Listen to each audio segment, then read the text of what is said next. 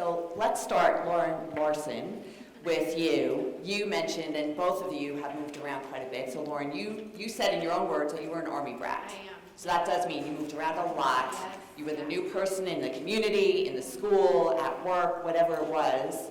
And so how has that influenced your passion for community and how you approach it? Yeah, so I was doing the math and prep for today, and I was like, okay, I'm 33, and between the Army and PNG, I've moved 15 times. So that's about every 2 years starting a new community. And so this is something that's so near and dear to my heart. And I'd say, first of all, it's cultivated empathy. So I know what it's like to be the new face in the room, and I know what it's like to, I think what's even harder than being the new face in the room is just feeling like, man, no one sees my face at all when you're a new person. So I've had, just a lot of passion for making people feel known.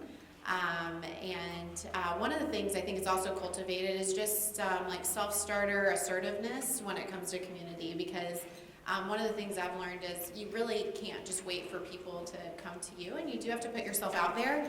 And it's not always that like bachelor moment where you like enter a group or a community or that person and it's like, but I think about in Chicago when I moved there with PNG, it wasn't that at all. I like joined a women's small group and was on the greeting team, and it just felt like all I was having were like surface conversations with people, but I was like, can we just talk about something real and authentic? And so I think that's when God really placed it on my heart to like cultivate even deeper relationships. But I would just say, if you're here and you're trying to build community by being here, A, thanks for coming, and way to put yourself out there, and B, even if it doesn't like feel organic or like you're hitting it off right off the bat, keep putting yourself out there, because some of my best relationships from Chicago actually were some of those girls in that small group, and it took months to like develop the relationship, and they are like my women now. So I'd say it's taught me assertiveness and just like keep putting yourself out there. And then I just say from just like key learning how I look at community, it's day to day and then it's intention.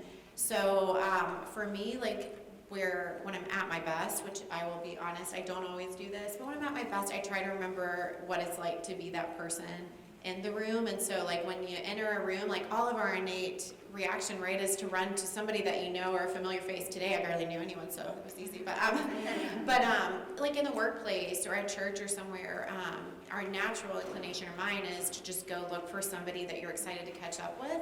But instead being really intentional to say, okay, let me scan the room, and who's that newer face or someone that may not feel known right now, and how can I then connect them first with me and then ideally through community. And then we'll talk more about other intentional ways to really cultivate that.